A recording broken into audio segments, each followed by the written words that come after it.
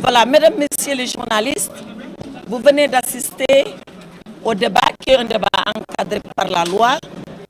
portant sur la levée de l'immunité parlementaire de notre collègue Farba Ngom. Jamais dans l'histoire de l'Assemblée nationale, une demande de levée d'immunité parlementaire n'a autant porté à controverse et à débat. Mais c'est parce que dès le départ, nos collègues députés qui avaient en charge de mener cette affaire ont décidé de violer la loi et de la violer de façon flagrante et de façon délibérée. Pensez-vous que lorsque nous, en tant que défenseurs de Farba Ngom, nous demandons que les faits soient portés à notre appréciation, pensez-vous que 4 feuilles volantes qui consistent à transmettre un dossier, que ces 4 feuilles volantes suffisent à faire preuve de dossier? Pensez-vous que la précipitation, d'ailleurs reconnue, avouée ici à l'Assemblée nationale, la précipitation avec laquelle la commission ad hoc s'est dépêchée de travailler 10 jours, samedi et dimanche non compris, c'est-à-dire en 5 jours maximum, pensez-vous que cela est raisonnable pour lever la demande de l'immunité parlementaire de Farba Ngom? Pensez-vous que les mêmes membres de la commission ad hoc sont juges le jour et procureurs implacables contre Mohamedou Ngom la nuit? Quelle est cette partialité? Quelle est cette précipitation avec laquelle ils ont engagé les choses? Voilà pourquoi, la raison pour laquelle nous, de Takku Wallu Sénégal, nous avons refusé de nous associer à cette parodie de levée d'immunité parlementaire. Ils ont voulu livrer pieds et poings liés notre collègue Mohamedou Ngom à la justice. Il ira, il se défendra. Il n'a jamais eu peur de la justice parce qu'il a la conscience de l'innocent. Et c'est avec sa conscience d'innocent qu'il ira répondre au juge. Et c'est avec sa conscience d'innocent qu'il ira se défendre. Et sa conscience d'innocent le lavera de tout soupçon parce qu'il n'a absolument rien fait. Il le sait, nous le savons, eux-mêmes le savent. Mais comme la question est politique, nous continuerons également le combat politique afin que l'opinion, qui d'ailleurs a commencé à être éclairée, le soit davantage et qu'au Sénégal, on accepte, on reconnaisse et qu'on finisse par admettre que l'Assemblée nationale est un pouvoir puissant, un pouvoir autonome qui ne répond pas de l'exécutif. Mais qu'avons-nous fait depuis que nous sommes là? Être à la remorque du gouvernement, être à la remorque de l'exécutif. Ce n'est pas l'idée qu'on se fait d'une Assemblée nationale digne, d'une Assemblée nationale souveraine et surtout de ce qu'eux ils appellent une Assemblée nationale de rupture. Je vous remercie. Voilà, donc nous voulons rek ci li nga xamanteni ni mom moñu dajalé fi tay. Wax len né li ñu japp da ngeen dégg ñu wax ko fi tay moy ñu nekk ci pouvoir bo xamné tay lenn rek mo leen yëkëti moy bëgg ñëpp ci réew mi à commencer par la presse parce que japp na né presse bi ci bopam sax dañ leena bëgg noppilo ndax chroniqueur yi nga xamné ñi ngi dem ci journalistes yi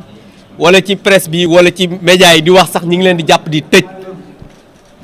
tay dañu fi dajé won pour exécuter commande politique bu premier ministre Ousmane Sonko manam ba nga xamné defon nako añam né mom Farba du mësa bokkati ci élection fi ci Sénégal ñu nak utiliser institution république bi pour exécuter commande politique bobu soi-disant lever immunité parlementaire motax ma wax ci biir né tay ji Pastef peuple bi daf ko wara top ci association de malfaiteurs escroquerie politique usant du règlement intérieur de l'Assemblée nationale pour exécuter une commande politique bu premier ministre Ousmane Sonko. ndax ñom dégg ngeen ci seen biir wax ñu naan amul ay précipitation dañu doon lever immunité ci 72 heures loolu lépp ay katch la ndax damay fatali immunité parlementaire bu Ousmane Sonko biñ koy lever le 9 février lañu saisir le président de l'Assemblée nationale d'alors Moustapha Niasse. C'est 10 jours après le 19 te ñun defuñu ben réunion dañoo réunion le 19 réunion le 21 réunion le 23 muy ñett réunion pour xol exactement dossiers yi nga xamanteni bari na lool tañu joxon ñuko limal na len ko légui muy 15 dossiers audition Adji Sarr mi ngi ci moy benen masseuse bi audition mi ngi ci benen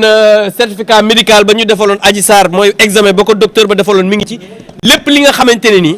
ay documents la yoo xamante ni mi ngi woon ci accusation bi dañ ko ci def donc pour wane ne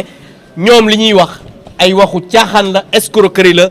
te ñun nag comme ay républicain lañ te tey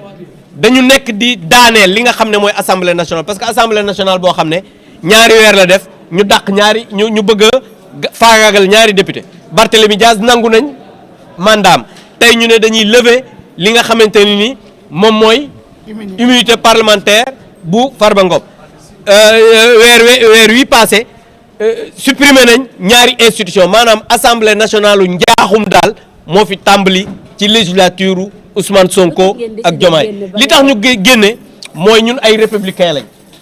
te ko comme lii respecté wul loi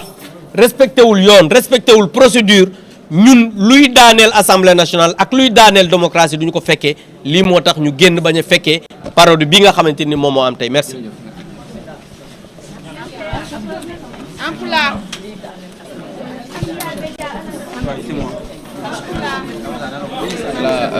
mu ngi noonu mbokk internet yi mu nekkoon réaction wu ñi nga xam te ne ñoom ñoo di ñii di waa takku wàllu coalition takku wàllu mu ngi noonu kon ñoom également daal di nañu kon yëkkati kàddu yi. ginnaaw nag ba nga xamante ni moom le président de l'Assemblée nationale El Malick Ndiaye daal di nay présider li nga xamante ni moo di ouverture séance bi daal di nag jox kaddu rapporteur bi rapporteur bi rapporté li nga xamante ni moo di